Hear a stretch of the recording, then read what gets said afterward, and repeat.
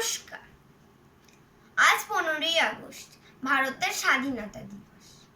প্রথমেই আপনাদের সকলকে জানাই ভারতের স্বাধীনতা দিবসের আন্তরিক শুভেচ্ছা ও অভিনন্দন।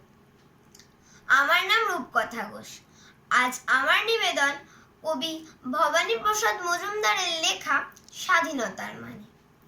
যে ছেলেটা বস্তা কাঁধে কাগজ কুড়ায় পাড়ায় পাড়ায়, যে ছেলেটা রোজ বাজারে মুরগি কাটে পালক ছাড়ায়, যে ছেলেটা রেস্তোরাঁতে ধুচ্ছে থালা গিলাস বাটি, যে ছেলেরা সারা জীবন খায় লাথি কিল চড় ও চাটি, ওদের কাছে প্রশ্ন করো, ওরা কি কেউ সত্যি জানে স্বাধীনতা কাকে বলে, স্বাধীনতা সঠিক মানে?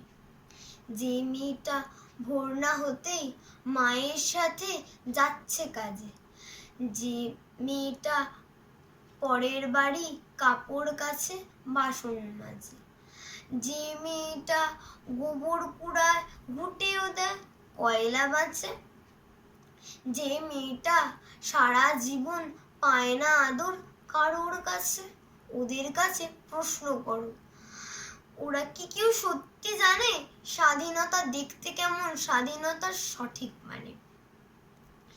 যে ছেলেটা রাস্তাঘাটে করছে পালিশ পরের জুতো, যে ছেলেরা ট্রেনের হকার খাচ্ছে রোজই লোকের গুতো, লজেন্স খাওয়ার সময় যাদের করছে তারাই লজেন্স ফেরি, যাদের বুকে সূর্য ওঠা গোলাপ ফোটার অনেক দেরি, ওদের কাছে প্রশ্ন করো, ওরা কি কেউ সত্যি জানে স্বাধীনতা জিনিসটা কি, স্বাধীনতা সঠিক মানে?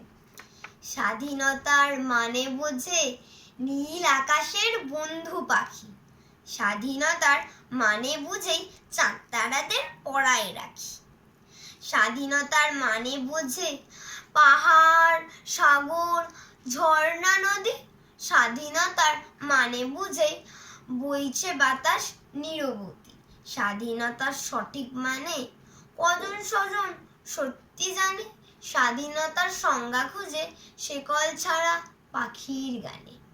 ধন্যবাদ।